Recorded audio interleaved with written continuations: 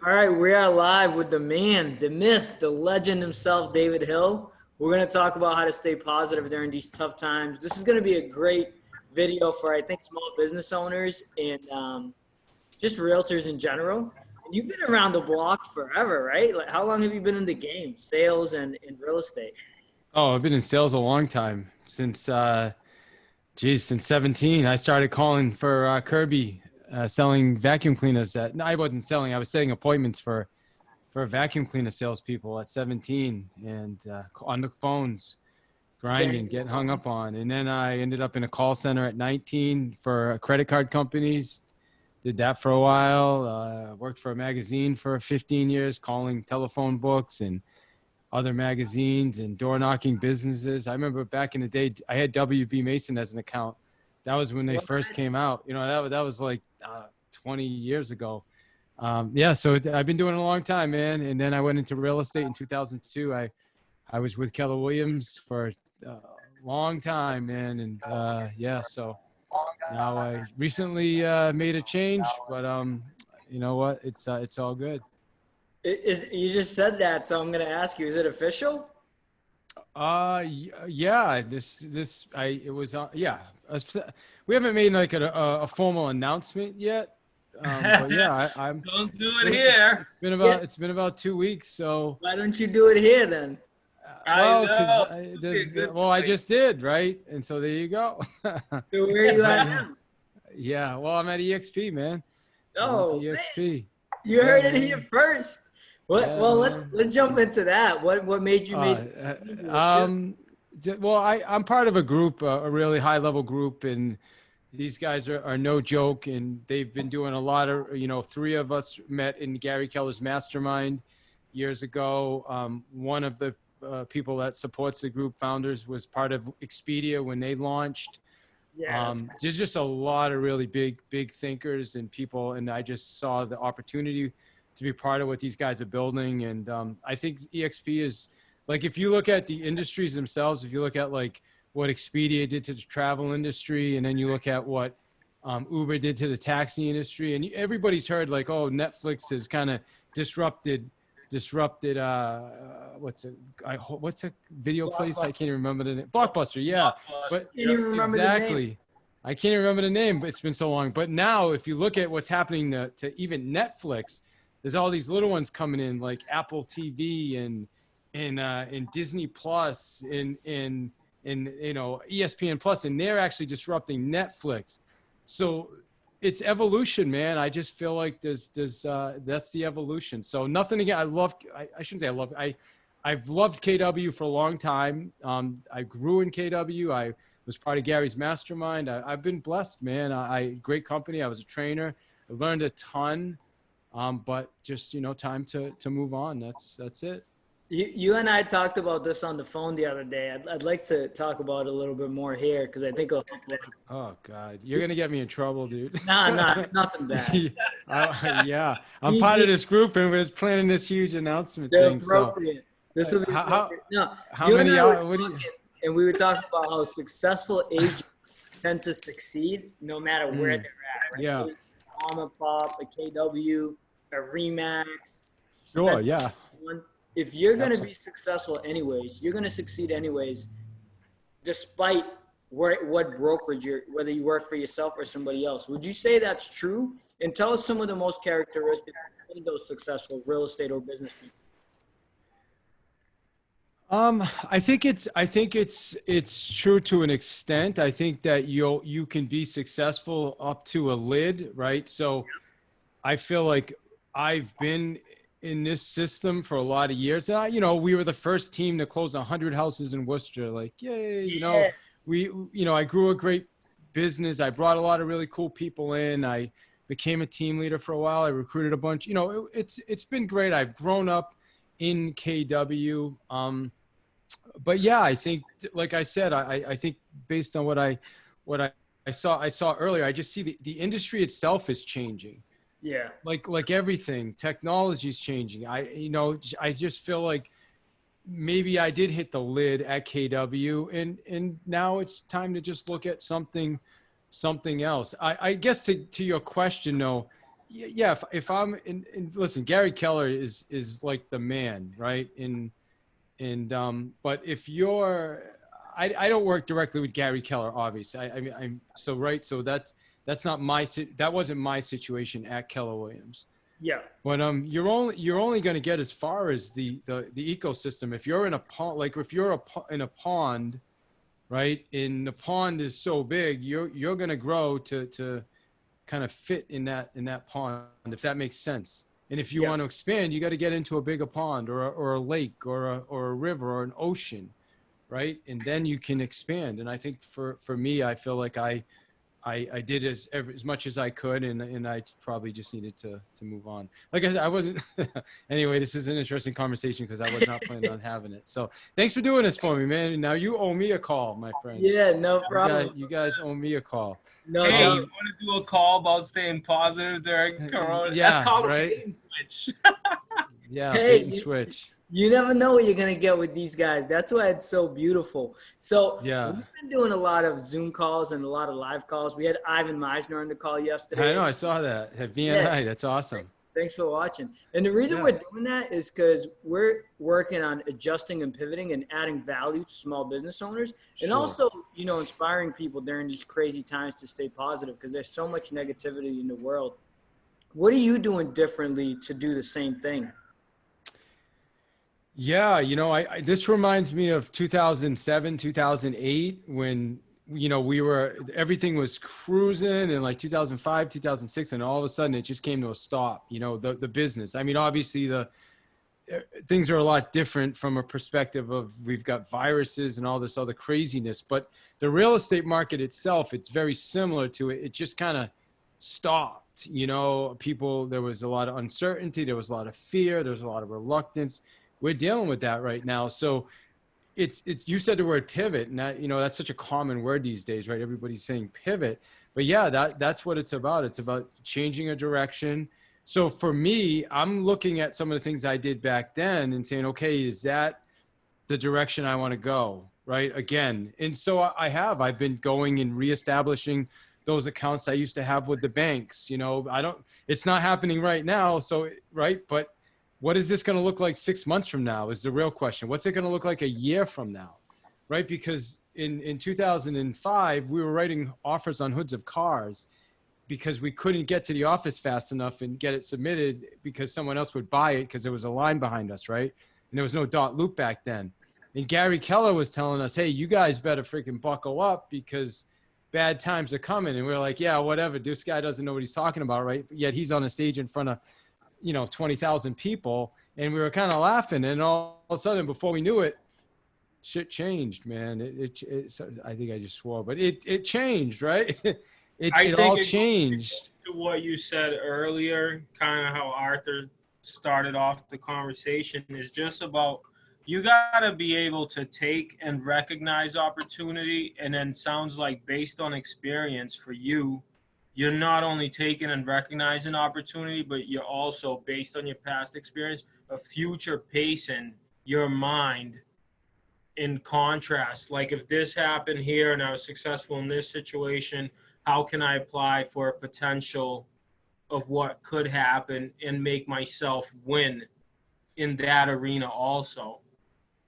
Yeah. So there's an old quote we all know. It says, Wayne Gretzky says, you skate to where the puck's going, right? So yes, we're doing some things now that right now, this is what, you know, I'm in one of Grant Cardone was on my podcast a week ago. I know you guys don't listen to it, but you know, for all the other people that listen to it, all right. He was, and it was awesome. And since then I've joined his mentor group, and that's all he talks about is what you need to do right now. And in his book, The 10X, that's what we're talking about we're 10Xing everything right now. Right. So you're making 10 times the amount of calls. You're having 10 times deeper conversations with people. You're being authentic. You're telling the truth. It's not about just calling, hey, how are you? Oh, I'm glad to hear you're okay. And yeah, we're going to look at putting the house back on the market. No, you got to tell people, listen, I mean, this is the beginning right now. Like the good news is it's kind of we're coming, like the curve is as they say, leveling out and coming down, right? So we're kind of coming to the end of the pandemic, hopefully. I don't know, I'm not a scientist, but hopefully, if we all keep doing what we need to do in the next month or so, you know, we'll be out and we'll be doing, but the challenge is a lot of damage has already happened. The aftermath. Yes. So the real estate, this is just the beginning because things are starting to slow down now. You're getting fewer showings. You're getting people that don't want to list houses, right? Absolutely. Because you've been through 08 and 09 and all those, you know, 9/11 and all those other real estate markets that came to a halt, how deep, I know you're not an economist and we're not either, but how deep do you think this is going to go? How bad do you think the real estate market will get impacted in the next 6 to 12 months? All I can tell you, Art, is I am preparing for, you know, to set myself up so that I can have a piece of the pie. And that's what we did last time. Honestly, I'm reestablishing those accounts. I've been doing some wholesaling. I do some voice draw. I do a lot of things that I hadn't done in the past. That's putting me building a very big pipeline of potential sellers and buyers and investors and people like that, so that when, you know, when the timing's right, yeah, things are going to keep moving. I'm not planning to slow down, but what I am planning to do is, you know, I'm looking for the right partnership with my business, because I frankly am done being a real estate team owner babysitter. That's been my biggest challenge up to now. Honestly, and I'm being interviewed by another podcast, and this is what I was going to talk about. Like it recently occurred to me that, how do I say it? Like I don't know. I'm just not passionate anymore about running a real estate team. I'm not passionate about babysitting real estate agents, right? I'm this guy, like if you look at like Grant Cardone, if you met Grant Cardone and worked with him, you'd probably say that guy's an asshole, right? Yeah. Right. You may say that. I bet you if you hung out with Tony Robbins, you probably say the same thing, right? So I don't have the patience anymore for that. So what I'm looking for now is to be in business with leaders, people that are at a high level that I don't have to manage at all. And I don't have to be frustrated when they're not doing what they're supposed to do. So then I'm not recycling people through my business. Does that make sense? So right now I'm looking for the business partner so I'm setting up. Don't worry. We generated 9 seller listings with $70 through a voice drop on Tuesday. Nice. Okay, that's the type of thing, not listings, listing leads, right? Those aren't listings yet. They're leads. And out of the 9, 3 of them are legit that probably will be listing with us in the next couple months. So I'm looking for someone that can take over and run that for me. How did you come to that self-awareness? And could you have come to that self-awareness sooner? Oh, it's a good question. I don't think so. I think I had to go through all the pain I've gone through, and you know, there's some enjoyment. I'm not saying I don't love selling. I still love selling real estate. I love meeting with sellers. I don't work with buyers. I love listing houses. I love negotiating.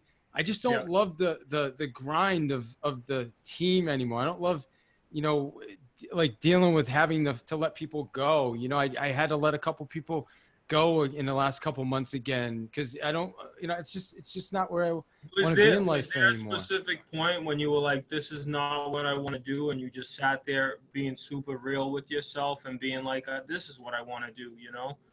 Yeah. I think recently I had a call with Vlad Katz, who's part of the group I joined, and he had said something to me that really stuck with me, and it was along the lines of, you need to stop letting people in your life that are, you know, not at the same or higher level than you. You need to stop spending time with people that don't deserve your time.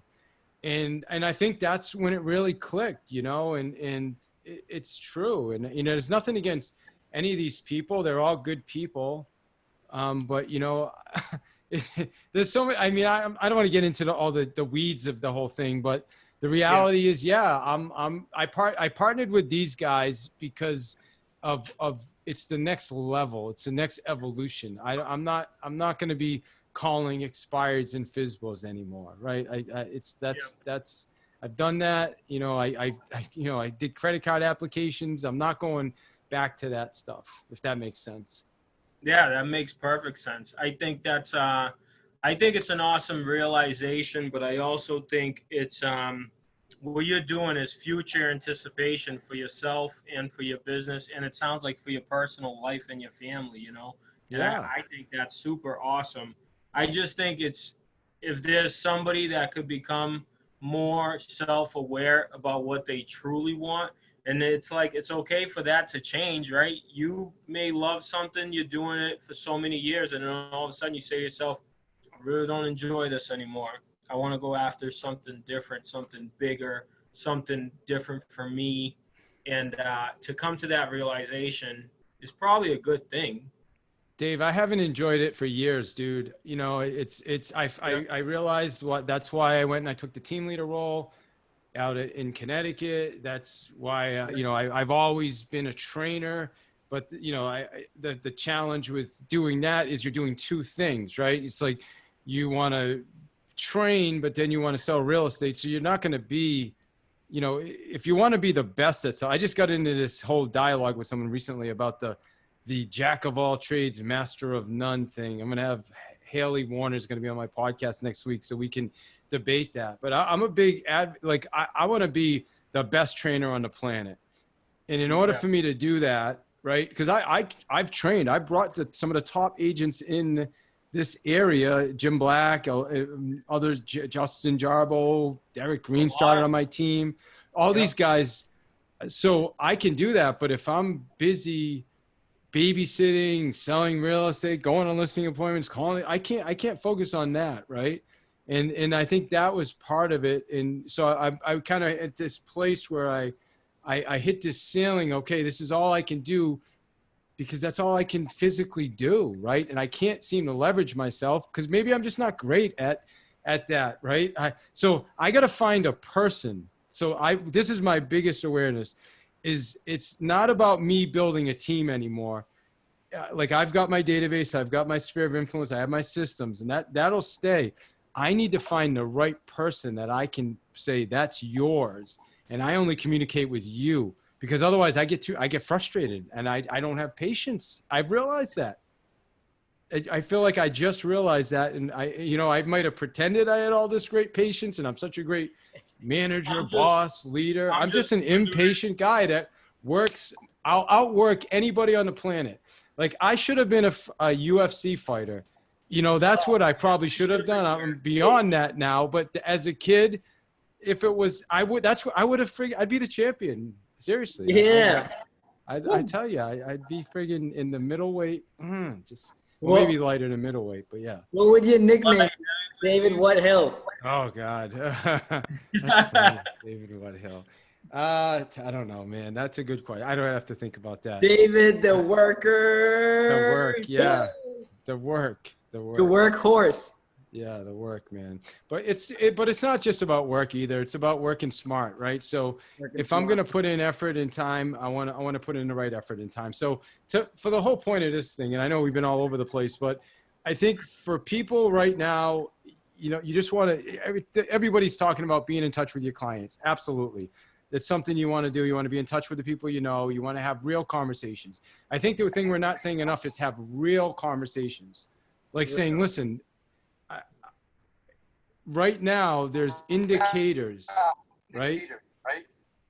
There's experts, there's advice, there's the research. These are things that are showing, because a lot of people think, well, I'll just throw my house on the market in 3 months from now and everything's going to be fine.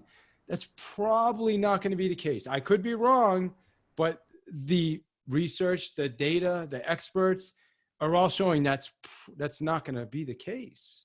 So I want to educate people that if you are looking to sell your house, you need to protect, you know, if you have equity in your house, now's the time to sell it before everything happens, before the storm. This is the storm. So I'm not saying push people to do anything they don't want to do at all. That's not my point. My point is to be real have authentic conversations, express your concern. And I think a lot of us aren't doing that. So do that. And then also find vacant properties, right? That's the money right now, vacant properties. You find people that have vacant properties that need to sell. And where do you do that? You can go expired, you can go FSBOs, right? Find investors. Right now, investors are not the greatest because they still want their retail prices, but that's coming too, man. These investors pretty soon, you got tenants sitting in your buildings that aren't paying rent. And you know, you still got to pay the mortgage. You still got to pay the insurance, the taxes, the water bills, right? All that stuff. They're going to start wanting to get rid of those properties too. So start thinking about, how do I get into wholesaling? There's a lot of opportunities right now, and that's what we're focused on. Get in touch with the banks. I love that you're always focusing on opportunities and taking advantage of them. And what we found is the more successful people we interview, they're always talking about like, what else, where's the opportunity in this crisis? As opposed to saying, oh, gee, you know, like feeling bad for yourself and woe is me and not doing anything with it. So you're doing a lot of things to adjust. And I know you have a great podcast and you do a lot of training and coaching, The Path to Mastery, which I do listen to, by the way. I didn't listen to that last episode with Grant. Thanks. But I will. So, and you're doing the real estate. I know you listen to it. I'm just messing with you. Thank you. You got the real estate thing. What is going to be your one thing or your one focus? You know, I forgot to tell you, you two are like, seriously, like two of my favorite human beings on the planet, man. Like we need to get together. Yeah. Cause you know, we haven't hung out in ages, but we did. You guys came to K-Dubs years ago because of me. Right. I mean, we used to get together. We used to do stuff, see each other at events, and we've just kind of gotten away from that, you know? So one time we came to your house for a UFC fight. Remember that? Yeah. Yeah. And then I went out and I saw the fight with you guys out in Boston somewhere where, was that the Conor McGregor fight? Oh, no, yeah, I remember that. Was it the Conor McGregor? No, it might not have been. It was, oh God, the main event was what's his name? The guy from New Jersey. Jersey. Yeah. Oh gosh, I can't remember his name now. Or New York. Dirty Jersey. Yeah. Anyway, I don't know. It's the guy that beat Anderson Silva. The lucky punch. Chris remember? Weidman. Yes, Chris Weidner. Yeah. So, I remember that. So yeah. Anyway, I'm sorry. I just want to say that you guys are cool dudes, man. You made our day. Appreciate it. You're the man. Respect is mutual. Thank you. Definitely. Yeah. And you did get us to KW. A couple other people tried before, but they were never successful.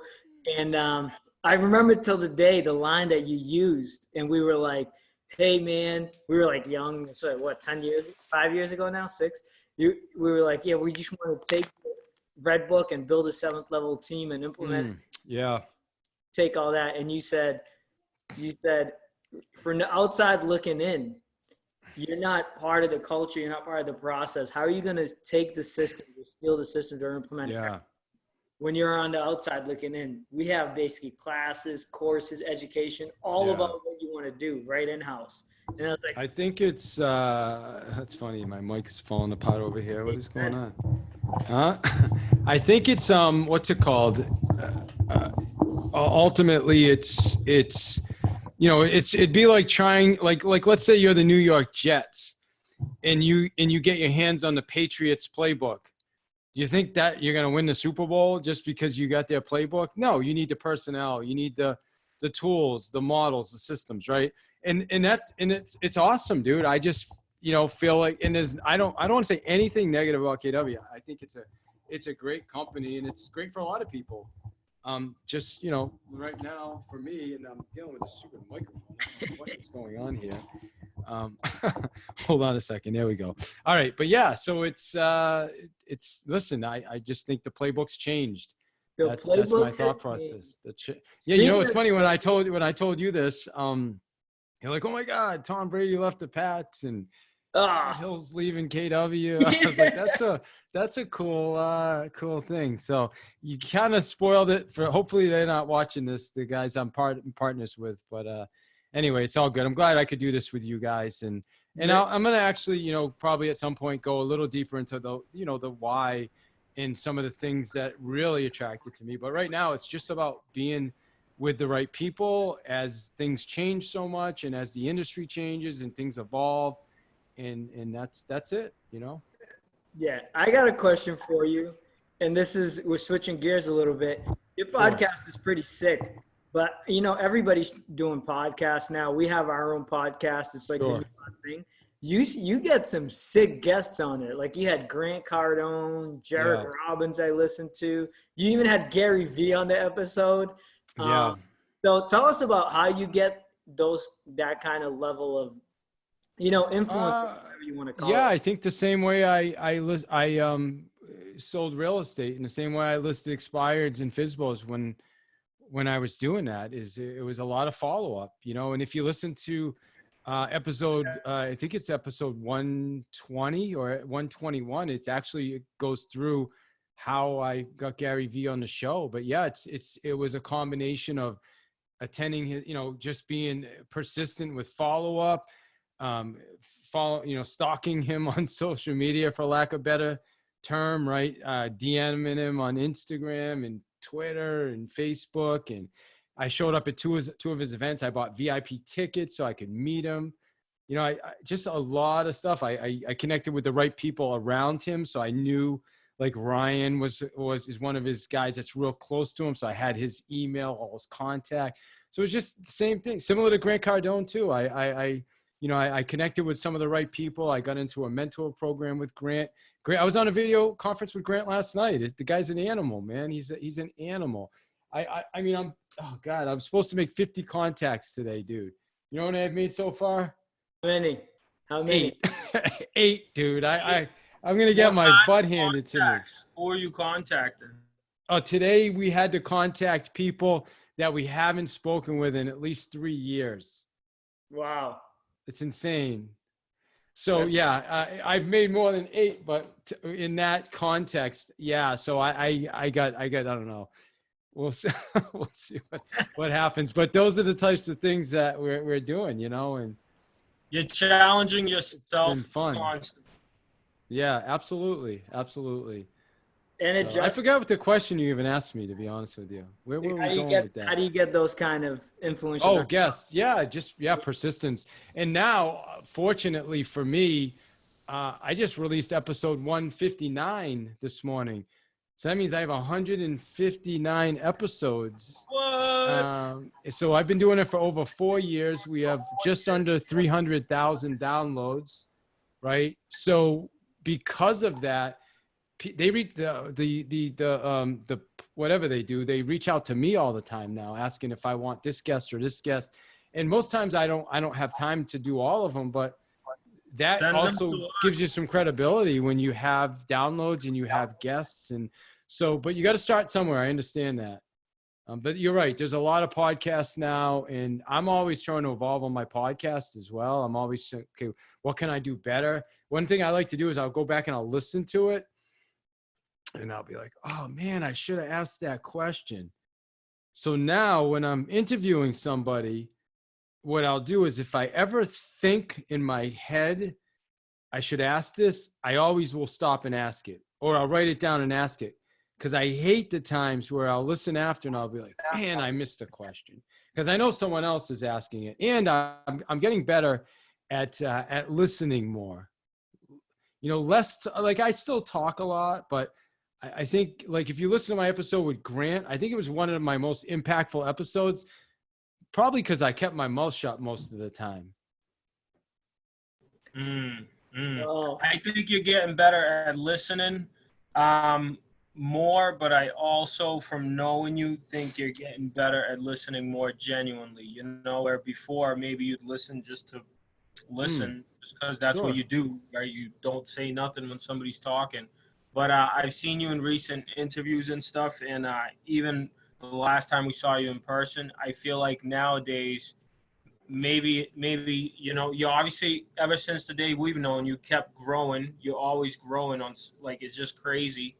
But you're probably listening much more genuinely these days than ever before. Yeah. So you know what? I do a lot of meditation. I've been meditating for about 9 years now. And now I do TM, Transcendental. And I think that's helped me tremendously to be more present and just be okay, and I'm not worried about what you're saying or what I'm going to say next or what you're thinking or, oh my God, why do you sound this way? It's just, Yeah. I just, have a real conversation with people, and it doesn't work for everybody. I realize, sometimes I'm just not the right fit for everybody, and I'm okay with that, and that's it. I love it. I feel like I feel like I'm in such a real cool place in life right now. It's interesting. A lot of wisdom. I feel like, yeah, I've been fairly successful, but nowhere near, not even friggin' touching the potential of what's possible. I was talking to a guy the other day, and he's a great agent. He's local. He's got a business, does about 15 million, decent business. And you know what I heard in his voice that really got me, and I had a deep is he said, I'll probably just, I get it. I'll probably never be a multimillionaire. I'm like, man, don't say that. Like, if that was your goal, like, you can't give up on that. Like, dude, seriously, like, I just said, come on, man, seriously. Like, and anyway, we had a really deep conversation. It was a great conversation, but it's like, I think that's what we do. We don't get to where we feel like we should be at a certain time. We just give up. That's not acceptable to me, man. It's not acceptable. And that's, I left because it's funny. I said to someone, I think I'm going to go work for Tony Robbins so that I can get, cause I have a connection to obviously to Tony through other people, but so I can get kind of like, and the guy was like, dude, shut up. Like, seriously, like, what do you like? I don't even want to friggin' hear that out of you. Like, you don't need to work for Tony Robbins, dude. You don't need Tony Robbins, like, go be don't be Tony Robbins, be yourself and be just as big as Tony Robbins, and that was kind of when it really clicked that, yeah, Tony Robbins is just like, so yeah, anyway, I don't know. I'm going way too deep. That was scuba deep, as David Hill would say. Just dove to the bottom of the ocean with one breath of air. Yeah, I have to listen to this after, man. This This is way more than I had anticipated, my friend. Based on what you just said, right? How can people come to that realization sooner? Do you think it's just like you set out to accomplish a big goal, and all of a sudden you realize 10 years later you're not nowhere near where you thought you were going to be, and then you start adjusting mentally for your lack of performance towards your goal, let's say, and then you start doubting yourself, and then, like, how do you combat that over a long period of time, because it's like Jim Rohn says, right? You're not going to let somebody push you off the road, but a little nudge, a little nudge, a little nudge, and then all of a sudden you end up in a ditch. So how well, first I want to say is I'm not going to beat myself up, right? I'm going to be grateful for everything I've had and where I am, and we're blessed. I just, like I said earlier, I feel like there's so much more potential. I shortchanged myself, and again, it's awareness, Dave, and art. Like, I wasn't aware that I was putting myself in a place that, hey, Tony Robbins is here and I'm here, right? Or Grant Cardone's here and I'm here. No, I don't have to be below them, right? And it's a mindset. So for me, when did that happen? I think it's just happened over the years. I said earlier, one of the things that makes me successful is work ethic. Well, it's also a detriment of mine because I work too hard on the wrong things for too long without figuring out that I'm doing the wrong thing. And one thing I got from Grant's mentor programs is we got to work smarter. It's not always about working harder, because Grant talks about the 10X rule and everybody hears 10X, and they just think, okay, 10 times harder, work 10X effort. But it's not just that. It's 10 times smarter as well, So I don't know. I don't have that answer for everybody. I can only give you my answer, but I know there was, for me, a lot of dissatisfaction in my life, not in my person. My daughters are awesome. I'm a grandfather. My wife, we have a great relationship. Honestly, believe it or not, the coronavirus has helped my wife and I's relationship because we spend more time together now, ironically. But I mean, I think, yeah, it just, for me, I just was not in a place of I don't know if content's the right word, but yeah, just, I don't know, just wasn't really satisfied in my work business environment. And I feel like I just kept building something and fall apart, build it again, fall apart, build it again, fall apart. And then I just realized, you know what? I'm probably not the guy to build it. I think that's what I realized lately. I'm not patient enough. I want everybody to have the same work ethic as me. They don't. I want everybody to show up and be in the office at 8. They don't, right? I want everybody to stay till 7. They don't. I want people to answer their phones on the weekends. They don't. And then I get frustrated and I'm done. It's a lot of self-awareness. Yeah, that's it. I'm done. I just do what you got to do. I'm going to do what I got to do. If you want to hang with me, awesome. Show up. I'm not going to get frustrated at you anymore. You're just not going to hang with me anymore. Turn that frustration into fascination. Yeah, absolutely. I deserve more, man. We all do. Everybody listening to this, you deserve more. Seriously. Whatever you got yourself into right now, you all deserve more. And you can listen, this is what's different between like a Steve Jobs and any of us. What's different? Like, Art, what's different between you and Steve Jobs? Nothing. I'm going to be bigger and better. Sure. Well, yeah. Well, I don't know. Do you believe that? If you believe it, I mean, awesome. but honestly, there is no difference between us and Steve Jobs. Sure. Or Elon Musk. What's the difference? He's extremely focused, maybe. I don't know. There you go. Absolutely. Maybe he's smarter. I shouldn't say smart. Maybe he's more tech smarter or I don't know, in some areas, and he's focused. But other than that, he's a human being. He does the exact same thing. He gets up, he has to shower, he has to go to bath, everything. We're human beings. That's it. We breathe the same. We're all susceptible to coronavirus. We're all the same, dude, right now. So it's a matter of what are we limiting ourselves to? How about this? They found what they love to do and they stayed in their lane and did it until they mastered their craft. Yeah. And to me, that is the example of a master, somebody that's not a jack of all trades. That drives me nuts when jack of all trades, a master of none. And then somebody corrected me last week. This is what started this whole thing. I got corrected by a guy that I'm not even gonna say who it is, but he said, well, if you finish a quote, it says but sometimes better than none. I'm sorry, but sometimes, I forget the end of it. Look it up, Google it. It's at the end, it says, but sometimes better than some, or something ridiculous.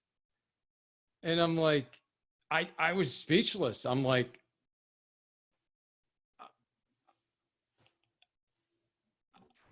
okay, man, awesome. You want to be sometimes better than some? All the power to you, man. Sweet. Yeah. Right. Yeah. And then the rebuttal was, well, Tiger Woods. I'm sorry. The rebuttal was, well, Michael Jordan played baseball. Dude, Michael Jordan was Michael Jordan, so he could play baseball, but did he have a career in baseball like he did in basketball? The end of that quote says, but oftentimes better than a master of one. Oftentimes. But here's the thing. I listened to T. Harv Eker a long time ago. It was like 5, 6, maybe even more ago. It was a bunch of audios my brother gave me. And it was him interviewing a billionaire. T. Harv was on my podcast, by the way, but I'm sure you listen, so you know that, right? You're a legend. Yeah, he's a good guy. You had some amazing people. Yeah, he's a good guy. Yeah, but you know who was on my podcast? Dave Hill. Boom. The guy who interviewed all the guys. We got the number one guy. We went straight to the We're source. one away from all those guys. Well, what were you? I'm sorry, I interrupted you. What were you going to say about T. Harv Eker? Yeah, so this is actually relating to the quote of jack of all trades, master of none. So I believe that as entrepreneurs, we all have that problem where we always got a new idea, bigger, better idea. We do real estate coaching, property management. We start a real estate company. And then you also hear like, don't be jack of all trades, master of none, focus, all that stuff. But then you also hear diversification. You should have 10 streams of income. Like you hear all these varying beliefs. And the one billionaire, I heard him say it best, was like this. He was like, look, you can have multiple streams of incomes in multiple businesses, but you personally can only run one successfully. And you have to teach that pony to win races. When you teach that pony to win races, you're going to have income and resources. You could go ahead and start another business, but you don't have to run that business. So if you take a super successful entrepreneur, like we'll use Richard Branson because he's a good example, or even Warren Buffett, they don't run every single company that they own. They hire the best people in the world to run those companies. And I think that's the difference. So what you want to do is master your business and the business that you're the CEO of and running, but hire talent to run the other businesses. Yeah, amen. That's what I think I said 30 minutes ago. My new focus is finding talented people that I can be in business with, and they'll run the business, and I can just, hang out with them. That's what I want to do. Hang out with people. I love Create it. opportunities. Now you're crystal clear on what it is you want. Any final words of thought or advice for small business owners? Yeah. Right now, I think just, yeah, good question. We talked about a lot of it, to be honest with you. I think the only other thing I would say is just be kind, be aware that everybody is in the same, situation. So just because I'm typically like and I shouldn't say that. I would say I've over the years, I've evolved from a glass half empty to a glass half full guy. And sometimes I can still go back to the glass is half full, but I meditate, I journal, I do all these things so that it helps me. So just remember that the majority of the people you're dealing with, they're dealing with stuff too. So we may be calling them and checking in or whatever we're doing, but when you're doing it, be authentic and really come from a place of caring. And it's not about, hey, can I get some business right now? I think that is really the message. And then figure out, don't listen to me. I'm not telling you to listen to me. I don't have a crystal ball. I'm not a guru, but look and study, research, pay attention to successful people, see what they're doing, and then make your own conclusion, right? Make your own hypothesis and go in that direction, right? That's what I'm telling you to do. Open a book. It's funny. That's, just, open up, figure out, don't watch like CNN all day, but figure out what's happening and say, okay, based on this, what makes sense? Stop listening to all there's a lot of people that will give you a lot of advice, and it's not always the greatest advice. So I'd say come to your own conclusion. Great advice. Huh? That right there was great advice. Oh, thanks, man. Appreciate that. All right, Dave, the other Dave, you want to wrap up with anything? You got any final questions or thoughts? No, man. I think just formulating your own opinions and just, if you watch, I don't watch the news. I'll brief myself on what's going on, and that's it. And then when sometimes the worse that things get, the more I distance myself from any negativity. Because if we're all negative, it doesn't help anyone. And if there's like 10 people in the room and 9 are negative and I got to be the only positive one, I'm walking out of the room because I can't afford for myself. I know I'm not that strong to just spread positivity around negative people. Yeah. There's certain levels you have to push yourself to that I can't do for you, that nobody can do for you. You just got to take personal responsibility. So I think it's cool. And one thing I learned a lot from Dave is you're really like, it's kind of weird, man, but we're watching you grow, and it feels like as the years go on, you just becoming more humble and more intelligent, the way you work with other people and what you want out of life.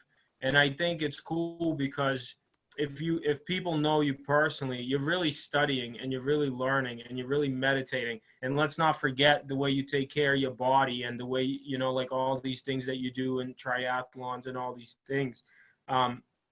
I think all that, the combined effect of all that over time builds for a stronger mindset and for a better life. And there's no other way to get there. Yeah. Well, thank you for that. I know some people that, you know, I've been fortunate, like I said, to get to Gary's mastermind for years. I was in his mastermind this year. And, you know, and I saw other people grow these really big businesses fast, you know, and this happened a lot maybe in the last downturn. Yep. And they got up to these really, really high levels, and then it just all fell apart and it's gone. And I can't compare myself to that, because I've been more just like the slow, steady, you know? So I try not to compare myself to others and just keep doing what I do and learning and failing and going backwards a little bit sometimes, but just, you know, pick my boots up and just keep moving forward, you know, and that's all I can really do, man. So I appreciate you saying that. And, you know, but the health and nutrition is always there, man. That's why I think that the UFC, man, in my next life, I'm going to be a MMA fighter. I'm telling you. Yeah, man. I love it.